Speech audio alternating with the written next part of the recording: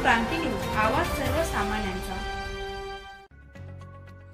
मुलेर इथं उद्धव महाराज समाधी इथं पार पडलेल्या बैठकीत आदिवासी समाज बांधव, जनरल समाज बांधव यांनी प्रत्येकाची प्रतिक्रिया व्यक्त केली। त्यात 35 वर्षापासून बागलाण तालुक्यात पाहिजे ती प्रगती दिसून येत नाही व बागलाण तालुका आदिवासी दुर्लभ भाग असून आजही पिण्याच्या पाण्याचं पाणी मिळत नाही। रस्ता दुरुस्त नाही, दळणवळण सुविधा नाही, दुर्गम भागात मोबाईल नेटवर्क नाही, साध्या गोष्टी आजी उमेदवारांना सोडवता आल्या नाहीत। शेतकऱ्यांचे प्रश्न असतील, पाणी प्रश्न असतील, हमी भाव असेल, शैक्षणिक, आरोग्य, सामाजिक असे कितीतरी प्रश्न आहेत। या बोरसे व चव्हाण परिवार यांनी ते सोडवले नाही, म्हणून बागलाण तालुक्यातील आता नवीन चेहरा म्हणून नवीन वेगवेगळे नाव समोर येत आहे। याच्यात अण्णा मोरे, राजेंद्र चौरे, सोमनाथ सूर्यवंशी, गणेश आहिरे, प्रवीण पवार, तरी बागलाण तालुक्यातील जनता आता नवीन उमेदवार देण्याच्या प्रयत्नात आहे। जर तिकीट मिळालं नाही तर आदिवासी आघाडी अपक्ष उमेदवार देण्याच्या तयारीत आहे। बागलाण तालुक्यातील पश्चिम पट्ट्यातील काही जनरल भागातील आजी माजी जिल्हा परिषद सदस्य, पंचायत समिती सदस्य, सरपंच, सोसायटी मेंबर, आदिवासींच्या विविध संख्येने पदाधिकारी मोठ्या संख्येने उपस्थित होते। अण्णा मोरे बाजार समितीचे संचालक सोमनाथ सूर्यवंशी, माजी पंचायत समिती सदस्य मधुकर चौधरी, माजी संचालक बाजार समिती नामपूर संजय जोपळे, माजी पंचायत समिती सदस्य गणेश अहिरे, माजी पंचायत समिती सदस्य मीनाताई पवार, सरपंच साकोडे राजेंद्र चौरे, साहेबराव गांगुर्डे, दीपक पवार, राम चौरे, सुभाष गवळी, नामदेव बागुल, किसन ठाकरे, महारू देशमुख, शुमन साबळे, रतन गांगुर्डे, सोमनाथ साबळे, धनराज पवार, गुलाब ठाकरे, सोमनाथ सूर्यवंशी, बाबुल लाल बागुल, दीपक देशमुख, रामचंद्र बहिराम, रघुनाथ दौलू बागुल, नारायण सूर्यवंशी, भानुदास महाले, गिरीदास महाले इतर ग्रामस्थ वर्ग उपस्थित होते। महाराष्ट्र क्रांती न्यूज साठी प्रतिनिधी वामन शिंदे, नागपूर, सटाणा। प्रथम महाराष्ट्र क्रांती न्यूजचं मी स्वागत करतो। आज मुल्लेर या ठिकाणी उद्धव महाराज समाधी किंवा त्या मंदिराच्या एरियामध्ये आज आमच्या सगळ्या आदिवासी पश्चिम पट्ट्यातले सटाणा तालुक्यातील सगळे आजी माजी जिल्हा परिषद सदस्य, आजी माजी सरपंच, सोसायटीचे चेअरमन आणि आदिवासी संघटना या ठिकाणी एक वैचारिक बैठक पुढील येणाऱ्या विधानसभेच्या बाबतीत विचारविनिमय या ठिकाणी 2 दिवसात तातडीने निर्णय घेण्यात आला आणि त्यानुसार आज काय ती प्रमुख या भागातले प्रमुख 50 लोक या ठिकाणी हजर होते आणि आम्ही आदिवासी जे काही संघटना असेल त्यांच्यातर्फे आमचं मत एकत्र करण्याचा असा हा उद्देश होता की ह्या 25 वर्षामध्ये की ह्या बागलांमध्ये घराण्याशाहीचं जे उमेदवार आलटून पालटून या ठिकाणी निवडून देतात आणि सगळी आदिवासी जनता, जनरल समाज त्या लोकांना वैतागलेला आहे आणि हे जेव्हा आमच्या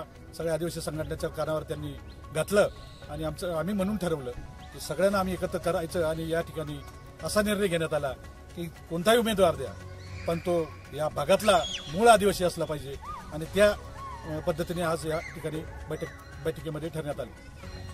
माझी सगळ्या जनतेला विनंती आहे, जो विधानसभेमध्ये बोलत नसेल, जो बागलांचा प्रश्न मांडत नसेल आणि ह्या इथल्या जे काही छोट्या समस्या असेल याच्याबद्दल न बोलता तो फक्त बांधकाम ह्याच विषयावर फक्त बोलत असेल तर नुसतं बांधकाम आणि समस्या सुटत नसतात।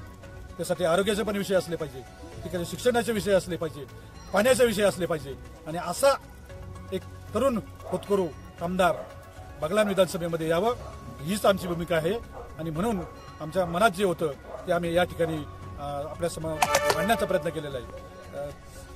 त्या पद्धतीने जे काही माझी पंचायत सदस्य असतील, जिल्हा परिषद सदस्य असतील या ठिकाणी ते आपली भूमिका आपल्यासमोर मांडतील। धन्यवाद। जय देव। मुल्लेर गावात उद्धव महाराजाचा जन्मभूमीमध्ये येत्या बागलाण विधानसभा मतदारसंघाचे साठी जी इथं आपण बैठक लावलेली आहे तर या बैठकीला उपस्थित पश्चिम पट्ट्या आणि सर्व तालुक्यातील बहुसंख्येने आदिवासी उपस्थित होते।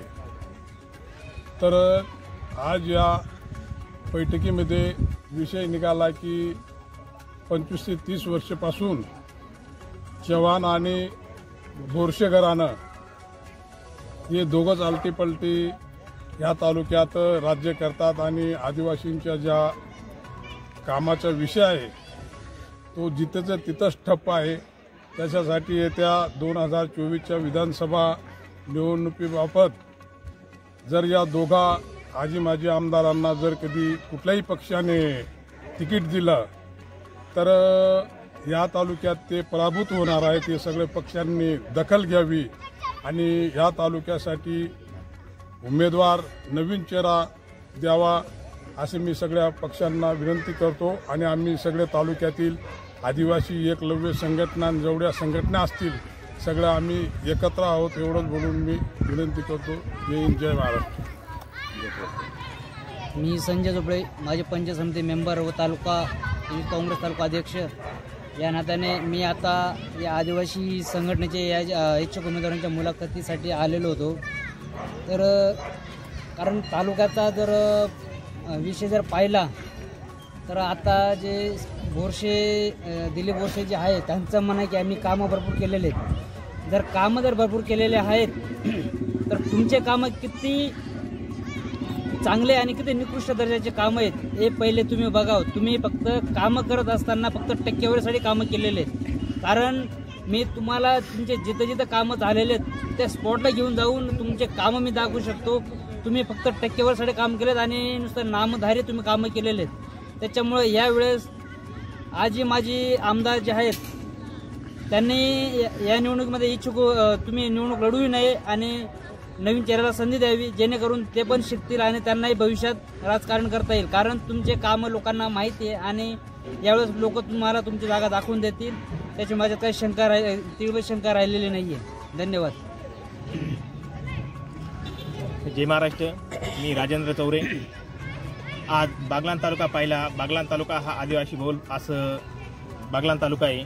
बागलाण तालुक्यात पश्चिम पट्ट्यातील जे पाण्याचं समस्या असतील, शिक्षणाची समस्या असतील, रोजगारची समस्या असेल आणि पश्चिम पट्ट्याव्यतिरिक्त इतर ठिकाणी कांद्याचा प्रश्न असेल। कांदा हा लोकांना लावणीपासून तर म्हणजे सगळे जर प्रोसिजर घेतली तर कांदा हा शेतकऱ्याला आज परवडून नाही राहिला आणि त्याच्यासाठी कुठलेही आमदार असेल, खासदार असेल, कोणीच आजपर्यंत आवाज उठवलेला नाही आहे।